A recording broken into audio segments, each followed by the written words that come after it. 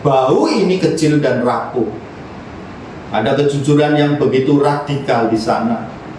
Ia tidak sedang berpura-pura kuat. Ia sedang bertanya, Tuhan, apakah janjimu ini benar-benar berlaku untuk masalahku? Bahaya di kota, bahaya di padang gurun, bahaya di tengah laut, dan bahaya dari pihak-pihak saudara-saudara palsu. Aku banyak berjerih lelah dan bekerja berat. Kerap kali aku tidak tidur. Kita sering berjalan dengan kepalan tangan yang erat, mencoba membuktikan bahwa kita sanggup melakukan segalanya sendiri kepada dunia. Kita belajar keras, mengejar prestasi, dan mencoba menjadi versi terbaik menurut standar manusia.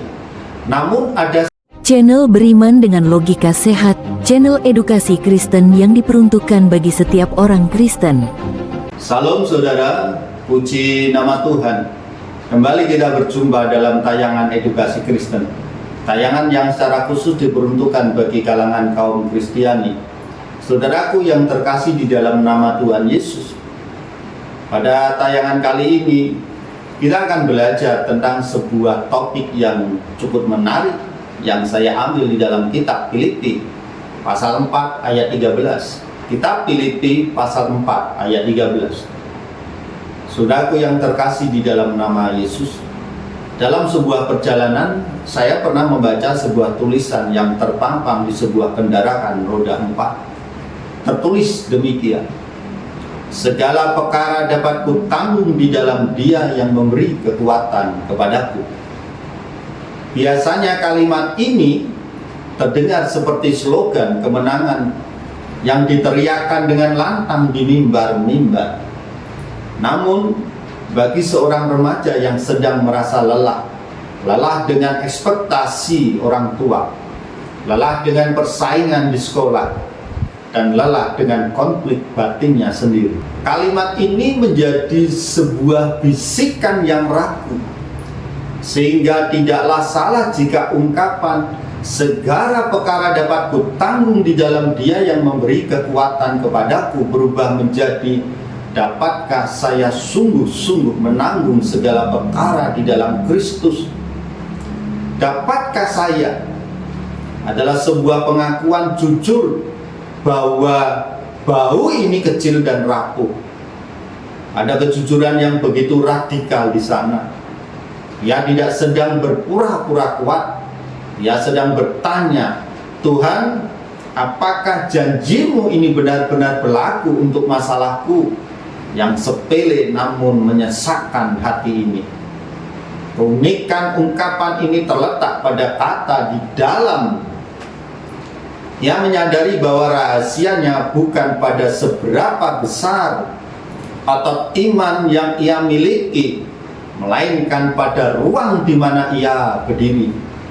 Menanggung segala perkara bukan berarti menjadi pahlawan super yang tak bisa menangis, melainkan menjadi seorang anak yang berani melangkah karena tahu ada tangan yang lebih besar yang sedang memegang beban tersebut bersamanya. Dalam surat Filipi pasal 4 ayat 13, Rasul Paulus menulis dengan jelas dan lantang, segala perkara dapat kutanggung di dalam Dia yang memberi kekuatan kepadaku.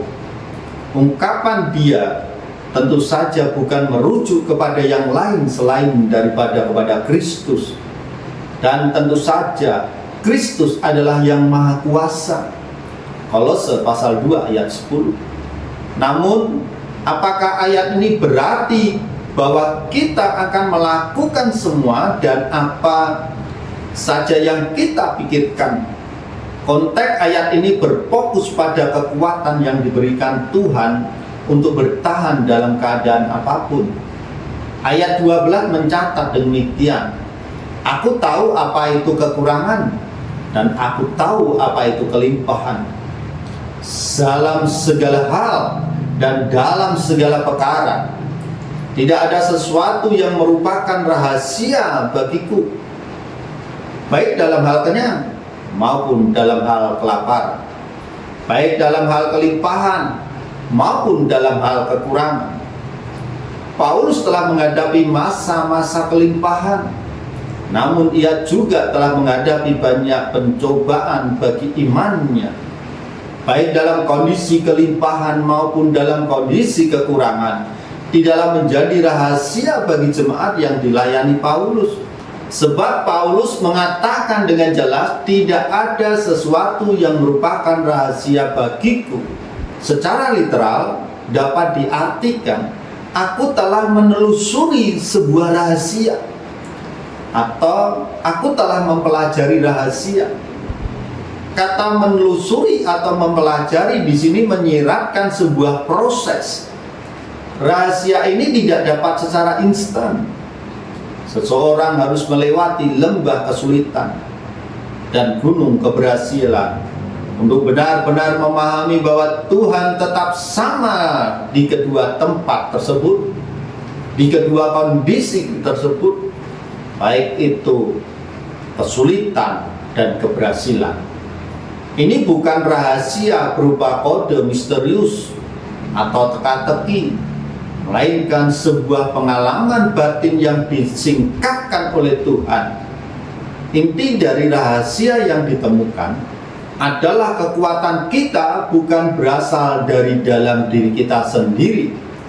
Rahasia itu adalah daya tahan manusia memiliki batas, dan ketika kita berada di dalam Kristus, kita mengakses sumber kekuatan yang tidak terbatas. Dalam 2 Korintus pasal 11 ayat 22, dalam surat 2 Korintus pasal 11 ayat 24 sampai 27, Paulus menceritakan beberapa penderitaan yang dialami hingga saat itu dalam imannya. 5 kali Paulus disesat orang Yahudi. Setiap kali 40 kurang 1 pukulan. 3 kali didera, 1 kali dilempari dengan batu, 3 kali mengalami kapal karam. Sehari semalam aku terkatung-katung di tengah laut. Dalam perjalananku aku sering diancam bahaya banjir dan bahaya penyamun, bahaya dari pihak-pihak Yahudi dan dari pihak orang-orang bukan Yahudi, bahaya di kota, bahaya di padang gurun, bahaya di tengah laut, dan bahaya dari pihak-pihak saudara-saudara palsu. Aku banyak berjerih lelah dan bekerja berat. Kerap kali aku tidak tidur. Aku lapar dan dahaga. Kerap kali aku berpuasa, kedinginan tanpa pakaian. Terlepas dari masalah-masalah ini adalah masalah-masalah lainnya, Paulus percaya dan mengajarkan bahwa ia dapat bertekun karena segala perkara dapat kutanggung di dalam Dia yang memberi kekuatan kepada aku. Selain itu, fokus dalam Filipi pasal 4 adalah apa yang dapat dilakukan oleh orang percaya melalui kekuatan yang Kristus berikan. Ini bukanlah janji bahwa orang Kristen akan memiliki kekuatan super atau bahwa mereka akan tak terkalahkan atau kebal terhadap tantangan hidup. Sebaliknya, janji Filipi pasal 4 ayat 13 adalah bahwa kita akan memiliki kekuatan Tuhan untuk dengan setia menanggung kesulitan-kesulitan yang muncul dalam hidup. Berikut ini bukan tentang memiliki kelimpahan finansial. Bahkan orang mengajarkan Injil kemakmuran seperti apapun yang mengatakan bahwa Tuhan akan memberkati kita secara finansial jika kita setia. Sebaliknya, Paulus mengajarkan bahwa orang percaya akan mengalami penderitaan, tetapi dapat merasa puas dalam keadaan apapun karena kekuatan Kristus. Sama seperti Kristus yang dengan setia bertahan di kayu salib, para pengikutnya juga dapat dengan setia menanggung masalah yang mereka hadapi. Bahkan di dalam surat Filipi pasal 4 ayat 11 menyatakan, Aku telah belajar mencukupkan diri dalam segala keadaan. Bahkan dalam surat Filipi pasal 4 ayat 11, Paulus menyatakan, aku telah belajar mencukupkan diri dalam segala keadaan. Paulus berfokus pada kepenuhan kehidupan, bukan kelimpahan duniawi. Terakhir, Filipi pasal 4 ayat 13 adalah bagian dari ayat yang lebih besar yang membahas kemampuan Kristus untuk memenuhi kebutuhan kita. Kristus dapat memberikan kepuasan pada saat kelimpahan dan kekurangan.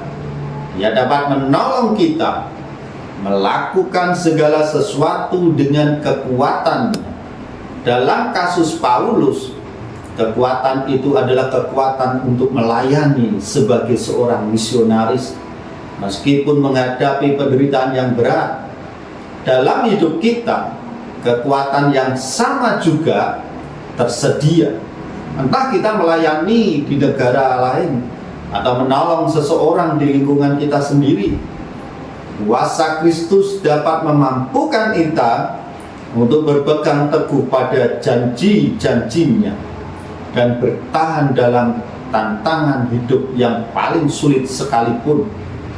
Paulus menutup bagian ini dengan kata-kata ini, Allahku akan memenuhi segala keperluanmu menurut kekayaan dan kemuliaannya dalam Kristus Yesus. Dimuliakanlah Allah dan Bapa kita selama-lamanya. Amin. Kita sering berjalan dengan kepalan tangan yang erat, mencoba membuktikan bahwa kita sanggup melakukan segalanya sendiri kepada dunia. Kita belajar keras, mengejar prestasi, dan mencoba menjadi versi terbaik menurut standar manusia. Namun ada satu titik di mana nafas kita mulai tersengal. Ada satu malam di mana beban pikiran terlalu berat untuk dipikul sendiri. Di titik itulah kita menyadari sebuah kebenaran yang jujur, daya tahan kita memiliki batas. Batas itu bukan sebuah kegagalan. Batas itu adalah sebuah undangan. Mari kita berhenti sejenak dan mengakses sebuah rahasia besar yang telah disediakan bagi kita. Rahasia itu bukan tentang bagaimana kita menjadi hebat, melainkan tentang posisi di mana kita berdiri ketika kita memilih untuk melangkah dan berada di dalam Kristus. Kita sebenarnya sedang mencolokkan kabel hidup kita ke sebuah sumber energi yang tidak pernah padam. Mengakses rahasia ini berarti mengganti kata aku harus kuat menjadi Tuhan, jadikanlah aku kuat di dalamku. Di dalam Kristus kelemahan kita bukan lagi hambatan, melainkan tempat di mana kekuatan Tuhan dinyatakan secara sempurna. Saat kita merasa sudah diambang batas, saat itulah kita mulai menyentuh kekuatan yang tak terbatas. Kita tidak lagi sekadar bertahan hidup, kita berjalan dengan kepastian bahwa Sang Pemelihara sedang menyalurkan keberanian, kesabaran, dan kedamaian yang melampaui segala akal. Mari kita akses rahasia besar itu pada hari ini. Lepaskan bebanmu, akui keterbatasanmu, dan biarkan kekuatan yang tak terbatas itu mengalir melalui setiap langkahmu. Puji nama Tuhan. Hanya apa yang saya bagikan bagi saudara yang terkasih di dalam nama Yesus menjadi berkat bagi kehidupan kita semua. Tuhan Yesus memberkati.